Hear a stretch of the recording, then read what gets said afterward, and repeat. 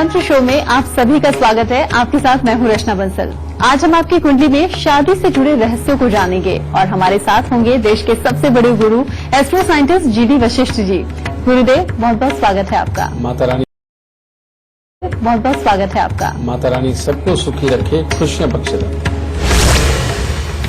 कहा जाता है कि जोड़ियां स्वर्ग में बनती हैं। शादी दो आत्माओं का मिलन होता है, लेकिन हम कई बार ऐसी गलतियां कर देते हैं कि शादी के बाद हमें परेशानियां झेलनी पड़ती हैं। मानो परेशानियों का पहाड़ हम पर टूट पड़ता है और ऐसी परेशानियां इसलिए आती हैं क्योंकि हम कुंडली का मिलान ठीक से नहीं करते।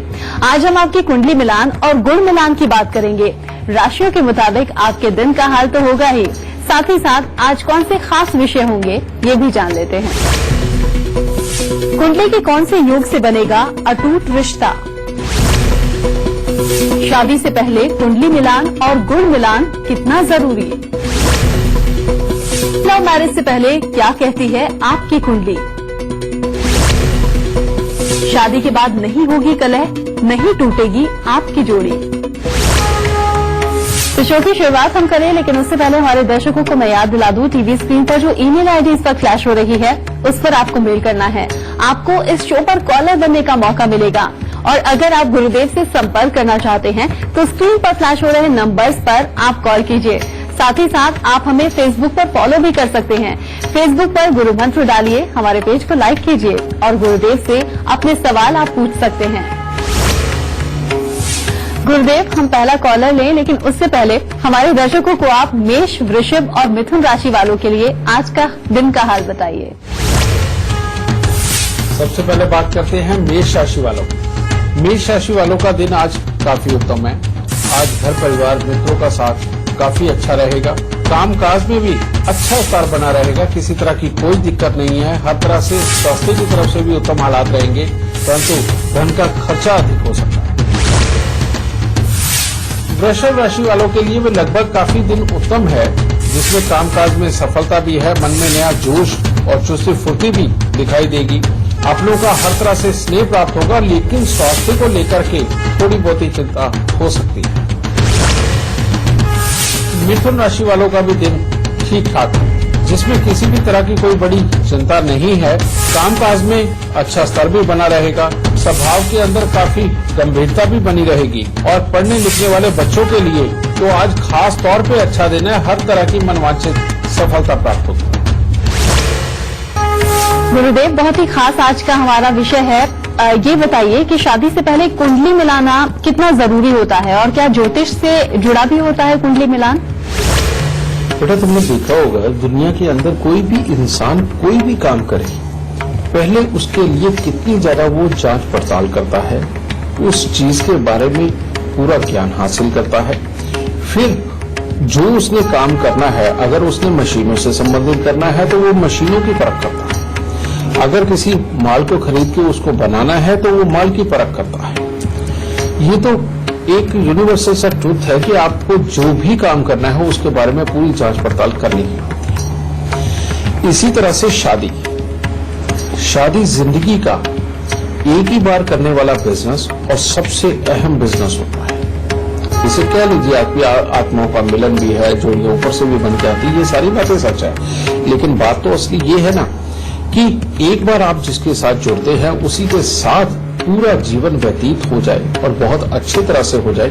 आप उस साथी की तलाश करने लगे और अगर उसमें कोई कमी निकल आई तो पूरी जिंदगी खराब हो जाती है। और जिंदगी की ऊंचाई, जिंदगी का रहन सहन, अपने दिमागी हालात, इन सब के अंदर विचलन तो पैदा हो ही जाती है। एक जन्म कुंडली ही ऐसी चीज है जो सामने वाले के बारे में सब कुछ बता सकती है कि इसका स्वभाव क्या है, इसकी कमाई क्या रहेगी, या ये जिंदगी के अंदर इसकी आदतें कैसी रहेंगी, परिवार के सुख इसके नसीब में कैसे हैं या कैसे नहीं हैं, और क्या इसकी जिंदगी के अंदर बच्चों का सुख है या नहीं है, और जिंदगी के कौन से मोड़ पर आकर के सुख आएंगे या दुख आएंगे। ये सब कुछ विवरण तो जन्म कुंडली से ही निकलता है। लेकिन जो आजकल की पद्धति है, जो अब से पहले लोग इस्तेमाल करते आए हैं, गुण मिलान।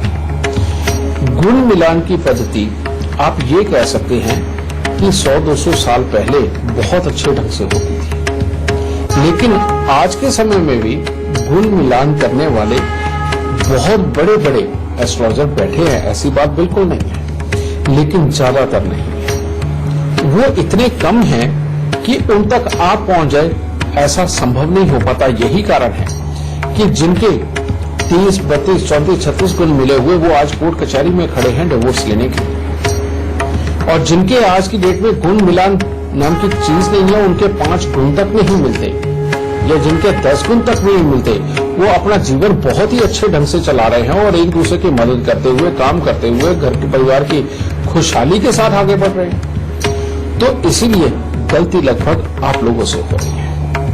आप गुण मिलान उन लोगों से करवा रहे हैं जिन्होंने कभी अपनी भी कुंडली ढंग से नहीं पढ़ी। तो सबसे पहले गलती आप, इसीलिए आप इन सारी बातों को छोड़ दीजिए। सही मायने में तरीका क्या है कि गुण मिलान सही मायने में हर कोई नहीं जानता, इस कारण से गुण मिलान पूरी तरह से हो भी नहीं पाता।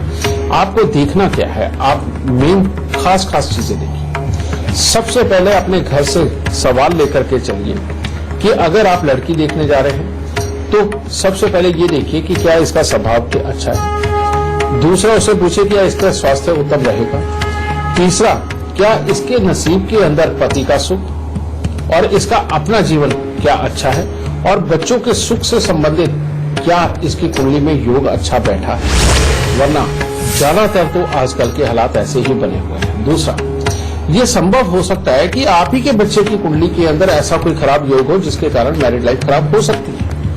तो बेटा इसका तो सिंपल सा निदान है, आप अपने बच्चे की जन्म कुंडली शादी से पहले दिखाएं और सबसे पहले ये जानें कि क्या इसकी मैरिड लाइफ के सुख इसकी किस्मत में है, और अगर मैरिड लाइफ के सुखों के अंदर कोई भी कमी निकलती है उसकी जन्म कुंडली के अंदर, उसका शादी से पहले ही उसका निदान करते हैं।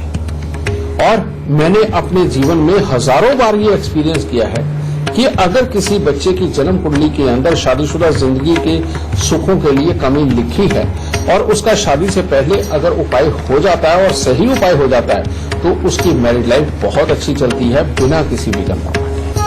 तो इसीलिए गुण मिलान करना है तो ऐसा करें, वैसा गुण मिलान मत करें जिसके बारे में आप भी नहीं जानते कि आप क्या पूछने गए। ठीक है, जो 36 गुण है, आपने में से किसी माँ बाप ने कभी ये जानने की कोशिश नहीं की होगी कि A गुण मिले तो क्या होता है, 10 गुण मिले तो उन 10 में क्या क्या होता है, और अगर 22 गुण मिले तो उन 22 में क्या क्या होता है। तो मैंने तो आपको टिप्स के ऊपर 2-4 पॉइंट बताए हैं, आप सिर्फ इतना ही अपने बच्चों की जन्म कुंडली में देख लीजिए, आपके बच्चे गृहस्थ जीवन में राज करेंगे और अच्छा जीवन बिताएंगे। कहीं गुण मिलाते रह गए तो बेटा तकलीफें कभी भी आ सकती। गुरुदेव, आज हम शादी और कुंडली मिलान की बात कर रहे हैं तो एक सवाल मेरे जहन में भी आया। कई बार बहुत से लोग ऐसे होते हैं जन्म का वक्त नहीं पता होता, जन्म की तिथि नहीं मालूम होती, वो लोग कैसे कुंडली मिलान करें जब सही तरीके से जानकारी ना हो। पुराने जमाने में क्या किया जाता था, ये पूछा जाता था कि भाई इसके चाचा चाची कौन है, इसका ताया और ताई कैसे है। फिर पूछा जाता था अच्छा इनके घर की लड़कियां कहाँ कहाँ ब्याही हैं, बुआ कैसी है, इसकी कोई बड़ी बहन है तो वो कहाँ ब्याही है, ये सब कुछ जाना जाता था। उसका कारण क्या है, कोई भी इंसान अपने खानदानी ग्रहों से नहीं बच सकता। जो उसके खानदान के अंदर ग्रह चलते आए हैं वही आगे चलने होते हैं। वो घर पे बैठे कहते हैं ना, ये देख ये अपनी बुआ जैसी है, ये देख ये अपनी माँ पे गई है। बेटा ये सच बात है, खानदान के खून में ही आते हैं। इसलिए अगर जन्म कुंडली नहीं है, अगर डेट ऑफ बर्थ टाइम नहीं है और कुंडली नहीं मिला जा सकती, तो ऐसे में अगर लड़का देखने आप जा रहे हैं तो उसके चाचा, ताऊ, दादा और उसके पिता की गृहस्थी के बारे में पता करें। अगर उनमें कोई तकलीफ नहीं रही, वहां पर किसी की 2 शादियां नहीं हुई और किसी तरह के लड़ाई झगड़े आपस में नहीं बढ़े हुए तो वहां पर शादी की जा सकती है। और अगर लड़की देखने जा रहे हैं, वहां डेट ऑफ बर्थ टाइम नहीं है, तो फिर एक सिंपल सा लॉजिक, सिर्फ लड़की की बुआओं के बारे में और उसकी बहनों के बारे में पूछ लीजिए और वहां जांच कर लीजिए कि वो कैसे उनके हालात रहे हैं। वो अपना अपना अगर घर बहुत अच्छे तरीके से बसा के बैठे हैं, अपने अपने घर को बहुत अच्छी तरह से संभाल रही हैं, तो आपको उस घर की लड़की लेने में भी कोई परहेज नहीं। एक सिंपल सा तरीका जो पुराने जमाने में इस्तेमाल हुआ करता था, वो आज भी कारगर है। आप इसको करके देखिए, कहीं ज्यादा भटकाव की जरूरत नहीं पड़ेगी। गुरुदेव, अभी हम बात कर रहे थे, आपने बताया कि जन्म की तिथि या जन्म का वक्त नहीं मालूम तो क्या करना चाहिए। ये भी सुनने में अक्सर आता है कि नाम क्या है लड़के का, नाम क्या है लड़की का, दोनों के नाम से कुंडली मिलान होता है। ये कहां तक सही है? ये 100% गलत है, क्योंकि जब इंसान पैदा होता है उस वक्त की या तो राशि को काउंट किया जाए और उससे कुंडली मिलान किया जाए, वो बेहतर है। दूसरा, या फिर इंसान की पूरी तरह से जिंदगी देखी जाती है कि अल्टीमेटली उसके अंदर सुख कितना है और दुख कितना है, और सुख है तो किस हिस्से का है, दुख है तो किस हिस्से का। ये भी सही तरीका।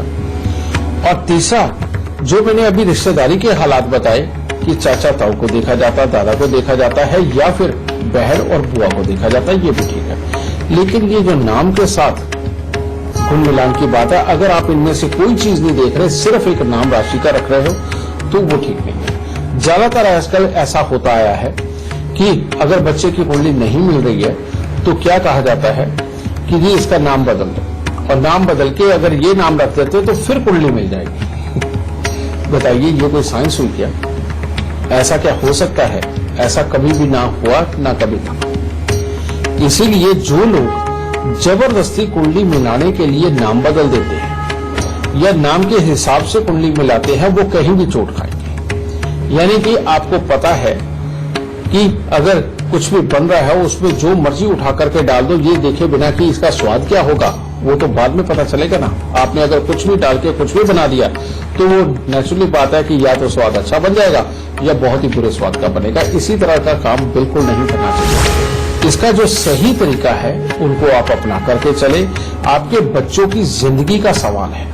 आप जिन माँ बाप को देख के, उनकी इज्जत को देख के, उनके स्वभाव को देख करके जो बच्चा देते हैं या लेते हैं, ये बिल्कुल गलत है। सही मायने में होना ये चाहिए कि आपको बच्चे की सुख और दुख, उसके स्वभाव, उसके काम, इनके बारे में आपको पता होना चाहिए, जो कि सिर्फ और सिर्फ एक जन्म कुंडली से पता चलता है। और शहरी जिंदगी के अंदर वो पुराने वाली बातें भी नहीं पता चल पाती कि जिससे कि आप अड़ोस पड़ोसी या रिश्तेदारी से कुछ पता कर सके। तो इसीलिए आपके पास मात्र एक चारा बचता है, और वो है जन्म कुंडली का सही अध्ययन करवाना। ठीक है, ये अगर आप करवा के करते हैं तब आपकी जिंदगी आसान रह सकती है। नहीं तो इस दुनिया में तो बेटा फिर सब कुछ ही होता है। शादी के बाद डिवोर्स भी होते हैं, लड़ाइयां भी होती हैं, दुख भी होते हैं। तो अगर आप नहीं सजग होंगे, आप नहीं पूरी तरह से ध्यान रख के इन चीजों का शादी करेंगे, तो बेटा तकलीफ अगर हुई तो वो भी आप ही को होनी है। तो इसलिए हर चीज का पूरा ध्यान रखकर चलें। गुरुदेव, बातचीत का सिलसिला तो हम यूं ही जारी रखेंगे, लेकिन हमारे दर्शक कर्क, सिंह और कन्या राशि वाले जानना चाहते हैं कि आज का उनका दिन कैसा रहेगा। कर्क राशि वालों के लिए दिन काफी उत्तम है। हर तरह से मन प्रसन्न बना रहेगा। आज जो भी कार्य करेंगे उसी में सफलता मिलेगी। मित्रों का अच्छा साथ व सहयोग प्राप्त होगा। परिवार का भी सुख बना रहेगा और कोई न कोई शुभ समाचार जरूर प्राप्त होगा। सिंह राशि वालों के लिए आज का दिन खट्टा है। दिन शुरू होते होते आज आपका काफी अच्छा दिन बीत रहा होगा। आपकी आशाएं भी पूरी होंगी, परंतु परिवार में किसी न किसी को स्वास्थ्य से संबंधित दिक्कतें आएंगी, जिसके कारण मानसिक तनाव भी उत्पन्न होगा, चिड़चिड़ापन भी आएगा। कन्या राशि वालों के लिए आज दिन की शुरुआत तो अच्छी रहेगी। अपने यहाँ या अपने किसी जानकार के यहाँ कोई न कोई मांगलिक कार्य तो होगा, परंतु बेमतलब का कोई न कोई आरोप, बेमतलब की कोई न कोई बाधा आपको पकड़ सकती है, और जिसके कारण किसी न किसी के घर में स्वास्थ्य के भी खराबी के हालात उत्पन्न होने के कारण दिमाग में चिंताओं का दौर ज्यादा बढ़ सकता है। थोड़ा संयम रखें, परमात्मा का नाम लेकर चलें। गुरुदेव, बहुत ही खास आज का टॉपिक है शादी और कुंडली मिलान। अब ये बताइए, अगर कोई लव मैरिज करना चाहता है और उनकी कुंडली मिल नहीं पा रही है, तो वो क्या कुछ उपाय कर सकते हैं जिससे शादी के बाद कोई दिक्कत ना आए उन्हें? आप अगर लव मैरिज भी करने लगे हैं ना, तो इस चीज को बिल्कुल मत भूलिए, अपनी अपनी कुंडली दिखाना, क्योंकि प्यार है अपनी जगह है, और भाग्य जो है वो अपनी जगह है। क्योंकि शादी के बाद का जीवन जो कुदरत ने आपका निर्धारित किया है, अगर वो खराब वाला हुआ तो आपको बहुत पछताना पड़ेगा। इसीलिए इसके लिए पहले से सचेत रहें। आप खाम खाई के मन के बहाव में बह करके भाव वेश में गलत डिसीजन ना ले लेके। मैं आपके जीवन साथी जो होने वाला उसके बारे में नहीं बात कर रहा, मैं इस बारे में अपनी और अपने होने वाले जीवन साथी की कुंडली का वो विवेचना कर रहे हैं। उसमें बड़े आराम से बैठ के आचार्य जी से पूछे कि कमाई में, गृहस्थी के चलाने में, बच्चों के सुख में, परिवार के सुख में कोई दिक्कत तो नहीं आने वाली, जीवन का कोई खतरा तो नहीं। पहले इन सब चीजों के बारे में जाने और अगर इनके किसी भी हिस्से में अगर कोई दिक्कत निकलती है, आप थोड़ा सा सब्र, थोड़ा सा धैर्य रख के उसके उपाय करना है। उपाय करने के बाद आप निश्चिंत हो जाए। फिर अगर आपको लव मैरिज करनी है तो बेशक आंख बंद करके करिए, क्योंकि शादी तो शादी मतलब है। उसको क्या मतलब कि लव मैरिज है या अरेंज मैरिज है। शर्त ये होनी चाहिए, लव मैरिज करने वाले बहुत से जोड़े बहुत खुशहाल जीते हैं, ऐसी कोई बात नहीं है। लेकिन बहुत सारे अरेंज मैरिज करने वाले भी जोड़े कौन सी खुशहाल जिंदगी जी पाते हैं। तो किसी के भी भाग्य में कुछ भी हो सकता है। यहाँ लव मैरिज या अरेंज मैरिज की बात कोई नहीं है। अगर मैरिज करनी है तो जोड़े को अपनी कुंडली दिखा के अपने भविष्य के लिए पहले कमियों को जान करके उनके उपाय करके तब शादी करनी चाहिए। जिंदगी तब अच्छी और खुशहाल जाएगी। गुरुदेव, बातचीत का सिलसिला आप शुरू कर लेते हैं। ग्वालियर से कमलेश मिश्रा हमारे साथ जुड़ गए हैं। बहुत बहुत स्वागत है आपका। सबसे पहले आप अपनी जन्म की तिथि, जन्म का वक्त और जन्म का स्थान हमें बताइए, फिर अपना सवाल कीजिए। जी गुरुजी, नाम कमलेश मिश्रा, 19 जून 1974 रात्रि 2 बजे, जन्म स्थान इंदिरागढ़। आप पूछना क्या चाहते हैं? बहुत कोशिश करते हैं पर व्यापार में मन ही नहीं लगता। जाने की कोशिश करते हैं, कुछ करने की कोशिश करते हैं पर कुछ मन ही नहीं लगता गुरुजी। बेटा, जब जन्म कुंडली के अंदर शुक्र और राहु का टकराव हो तो कहते चाहे जीवन साथी हो, चाहे रुपया पैसा हो, चाहे सेहत हो, इनका धुआं तो निकलना ही होता। ऊपर से मंगल चौथे घर का, कहते हैं अपना ही गुस्सा और अपनी ही गलत आदतें काम की खराबी का कारण बनेंगे। और बाद में इस योग को ऐसे भी कहा जाता है कि ऐसा बच्चा समृद्ध परिवार की दौलत को आग लगाने के लिए जन्म लेता है। लेकिन एक योग ऐसा है जो इन दोनों के बुरे प्रभाव को काफी कम भी कर रहा है, जिसकी वजह से तुम काम पे जा भी रहे हो, घर आने को मन भी करता है। जिंदगी के अंदर पत्नी के सुख, कामकाज और लाभ, इनके लिए खराबी के योग भी लिखे हुए हैं, लेकिन हालात चली भी जा रहे हैं। तो बेटा, इस योग का पहले इलाज करो। सबसे पहले हर साल 8 दिन लगातार 8-8 खोटे सिक्के लेकर के उनको जल प्रवाह करो। और दूसरा, मिट्टी के लोटे के अंदर शहद भर के उसको वीरान जमीन में दबाओ। और फिर तीसरा उपाय, ये बेइंतहा जरूरी उपाय है। अगर ये उपाय नहीं हुआ तो टोका टाकी की तुम्हें आदत पड़ जाएगी, आलस बहुत बढ़ेगा, काम पे मन नहीं लगेगा, याद रखने की क्षमता कमजोर होती चली जाएगी। और जब तक पिता और भाई का साथ है, बस तब तक जिंदगी अच्छी और उसके बाद में खराब। और इसलिए इस उपाय को करने के लिए बृहस्पति की पोटली, यानी कि जिसके अंदर 18 दाने चने की दाल के, 2 हल्दी की गांठ, 2 मुलट्ठी की गांठ, 5 पीपल के पत्ते और थोड़ा सा उसके अंदर केसर और 1 सूरजमुखी का फूल, ये पीले सूती कपड़े के अंदर लपेट करके इसको 43 दिन लगातार जल प्रवाह करना है। अगर ये उपाय नहीं हुआ तो बेटा तुम्हारी जिंदगी आगे की बहुत उत्तम नहीं रहेगी। तो इसलिए इस उपाय को करो, इसके बाद काम भी अच्छा रहेगा, गृहस्थी भी अच्छी रहेगी।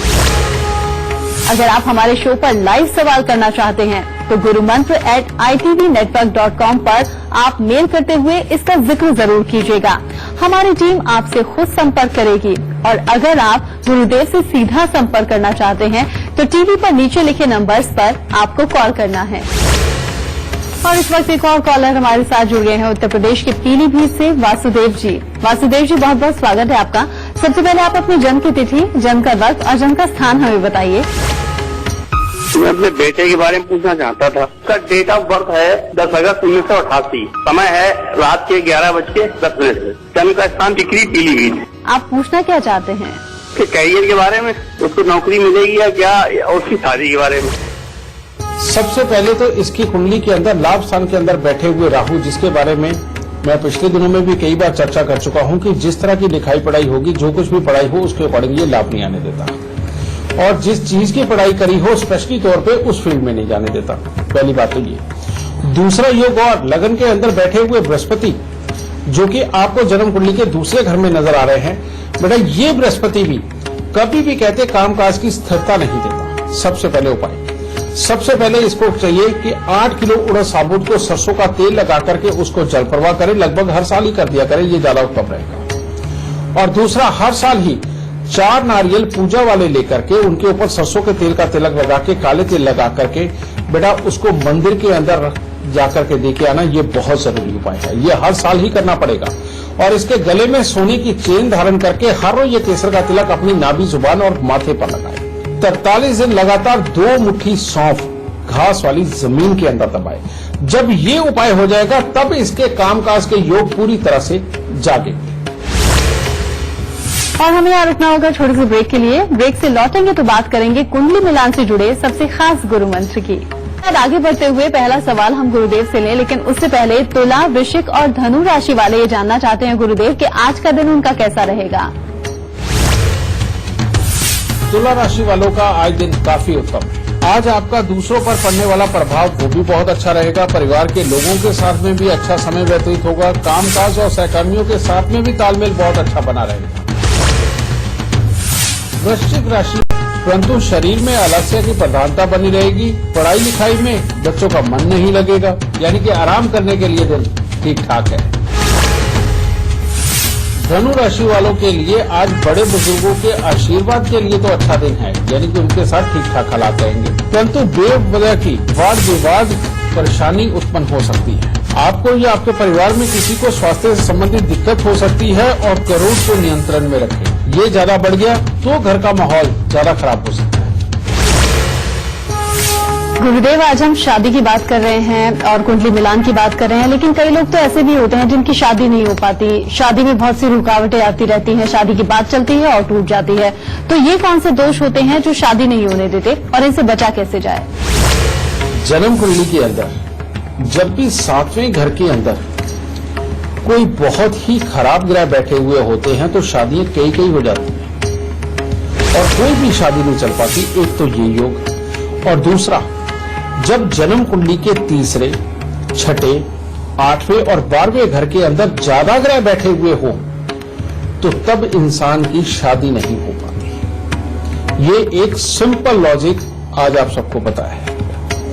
ऐसे में इंसान बार बार कोशिशें करता है, देर तक की उम्र की कोशिशें करता है, लेकिन कामयाबी नहीं मिल पाती शादीशुदा जिंदगी में। इसलिए अब आपको करना क्या है? इसके लिए सबसे उत्तम हालात तो एक ही है कि आप देखिए आपकी जन्म कुंडली के 7वें घर के अंदर कौन सी राशि बैठी है और 7वां घर खाली होगा। और जो राशि बैठी हुई है बेटा, उससे संबंधित जो भी ग्रह है बेटा, वो धरती माँ को अर्पण करना शुरू करता है।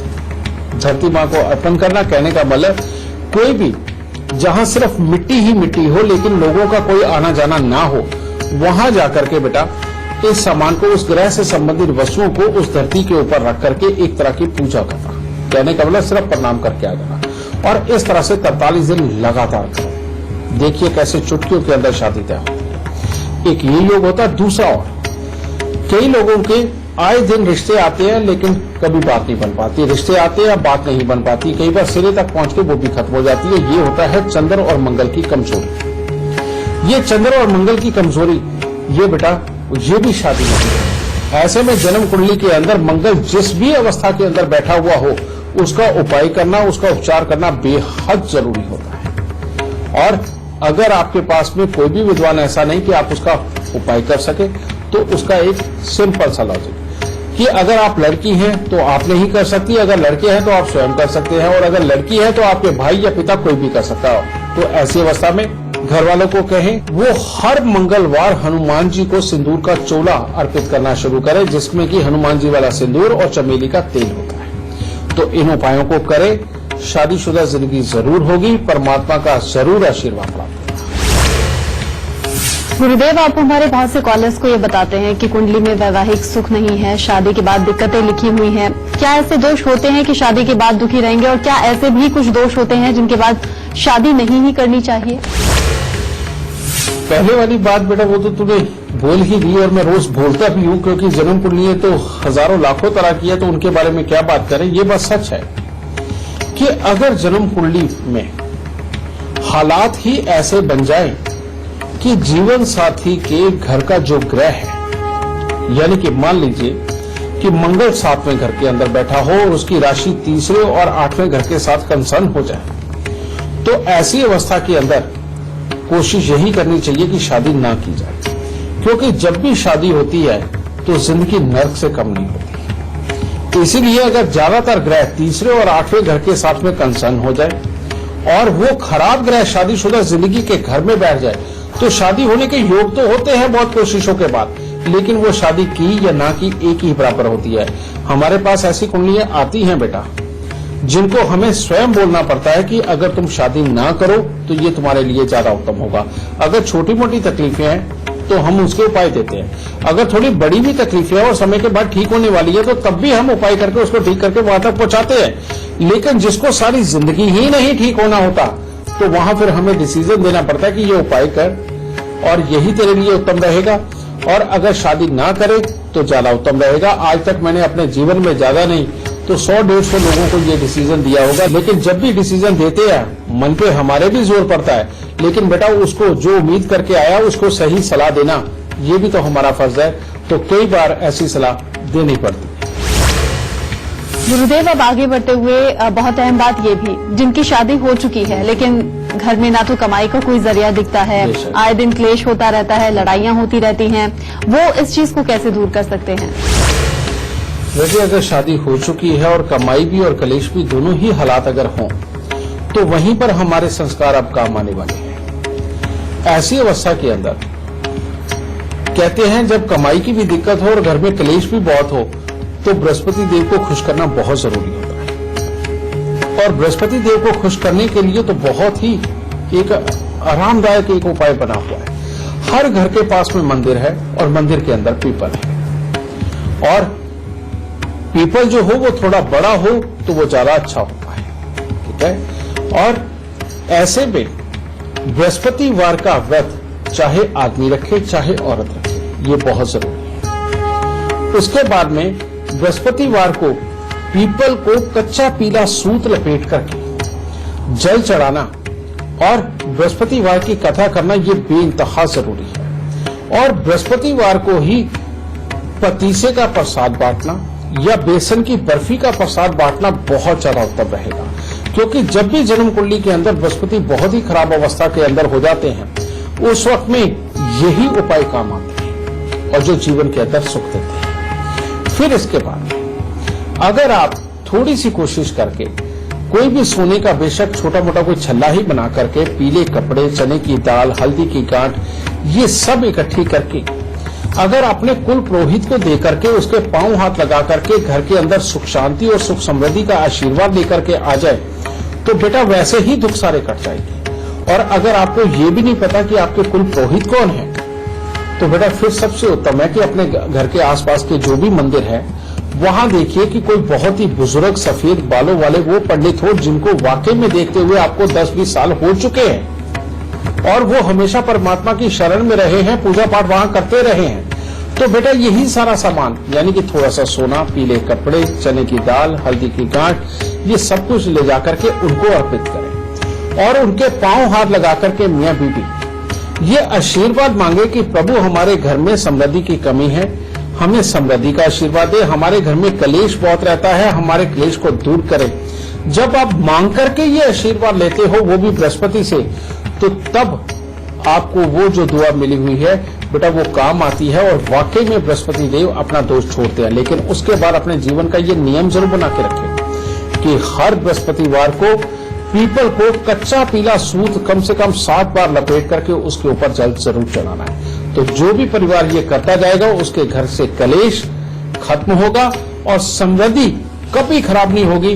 परमात्मा किसी न किसी बहाने आपके घर तक समृद्धि पहुंचाता ही है। गुरुदेव, बातचीत का सिलसिला हम यूं ही जारी रखेंगे, लेकिन पहले हमारे दर्शक मकर, कुंभ और मीन राशि वाले लोग ये जानना चाहते हैं कि आज का उनका दिन कैसा रहेगा। मकर राशि वालों के लिए आज कामकाज के अंदर तो अच्छा दिन है, यानी कि उस तरफ से कोई ज्यादा चिंता वाली बात नहीं है। किसी भी तरह की यात्राओं पे जाना आज आपके लिए शुभ बिल्कुल नहीं होगा। उसमें यात्राओं में कोई अनहोनी घटना भी घटित हो सकती है और जिस काम पे जाए उसके लिए भी हो सकता है कि निराशाजनक परिणाम भी आपके सामने। तो इसीलिए यात्राओं से बचे। अगर हो सके तो अपने घर पर रहे या काम की जगह पर रह करके ही अपना मन लगाए। कुंभ राशि के बच्चों के लिए तो आज दिन ठीक ठाक है, यानी कि पढ़ाई लिखाई के लिए किसी तरह का कोई कंपटीशन हो, कोई खेल जीतना हो, उसके लिए दिन होगा। लेकिन बाकी लोगों के लिए आज का दिन बहुत ज्यादा उत्तम नहीं। आज किसी के साथ में भी बेमतलब के वाद विवाद में बिल्कुल ना पड़े। अगर ये हो गया तो आपके ऊपर आरोप भी लगेंगे, कसूर आपका साबित होगा, जिसके कारण आपका पैसा भी खर्च होगा और परेशानी, दिमागी तनाव तो बढ़ना ही बढ़ना। तो इसलिए आज अपने अंदर धैर्य बनाए रखें, तभी दिन उत्तम गुजरेगा। मीन राशि के लोग आज अपने घर परिवार में हीरो बने, क्योंकि सबका सहयोग भी प्राप्त होगा और घर की जिम्मेवारियों को बहुत ही अच्छे ढंग से आज निभाते हुए नजर आएंगे। और आज वो जो भी कार्य करेंगे आप लोग, उसी में आपको सफलता ठीक ठाक हालात में मिलेगी। और इसीलिए मैंने कहा कि आज आप घर के हीरो रहें। अगर आप भी हमारे शो से जुड़ना चाहते हैं, गुरुजी से अपनी परेशानियों का हल आप चाहते हैं, तो तरीका बहुत आसान है। आप फोन उठाइए और अपनी टीवी स्क्रीन पर चल रहे नंबर्स पर आप कॉल कीजिए, या फिर आप अपनी परेशानी हमें मेल भी कर सकते हैं। बस आप अपनी डिटेल्स के साथ अपनी परेशानी और फोन नंबर लिखकर हमें gurumantra@itvnetwork.com पर मेल कर दीजिए। हमारी टीम आपसे खुद संपर्क करेगी और गुरुदेव से शो पर आपकी बात भी कराएगी। गुरुदेव, हम बातचीत का सिलसिला जारी रखेंगे, लेकिन उससे पहले कॉलर गाजियाबाद से लक्ष्मी जी हमारे साथ जुड़ गई हैं। बहुत बहुत स्वागत है आपका। सबसे पहले आप अपनी जन्म की तिथि, जन्म का वक्त और जन्म का स्थान हमें बताइए, फिर आप गुरुदेव से सवाल पूछिए। मेरे बेटे का डेट ऑफ बर्थ है 17 जून 2010, सुबह के 10:44 गाजियाबाद। आपका सवाल क्या है? एक तो इसका भविष्य जानना था और ये बहुत जिद्दी है, पढ़ाई में भी इसका मन नहीं लगता।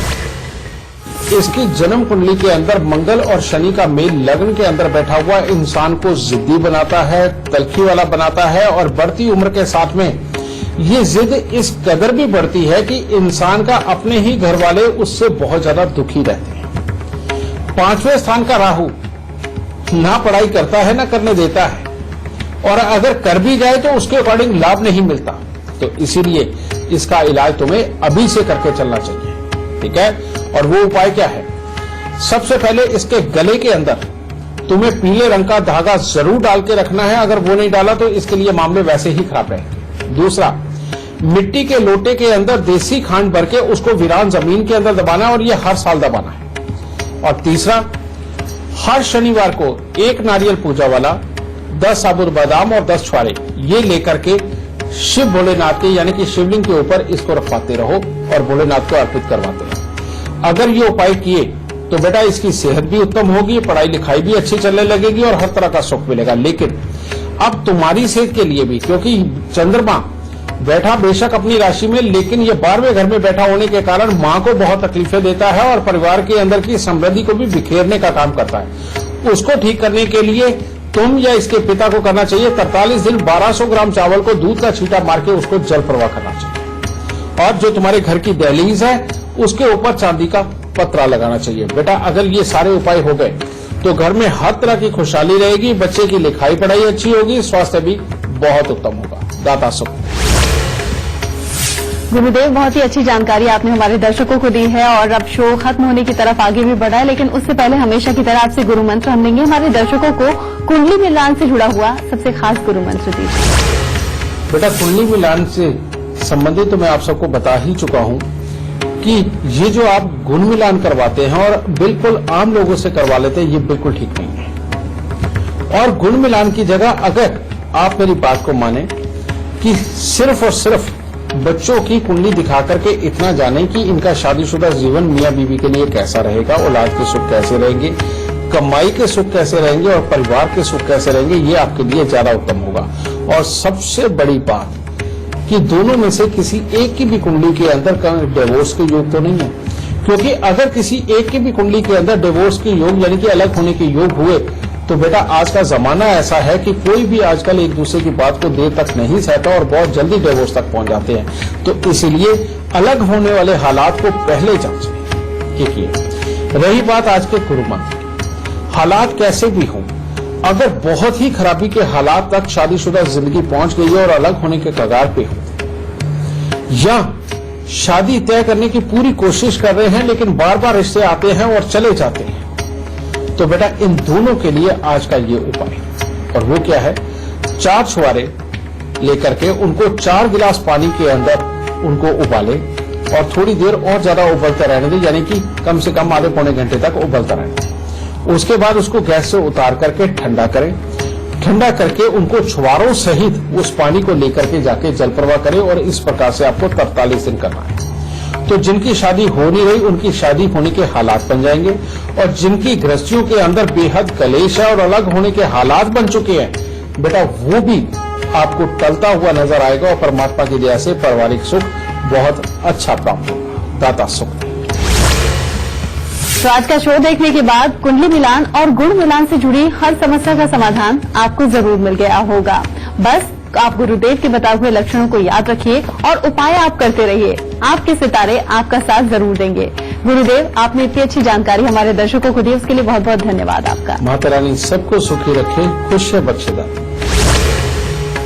अभी दीजिए इजाजत, नमस्कार।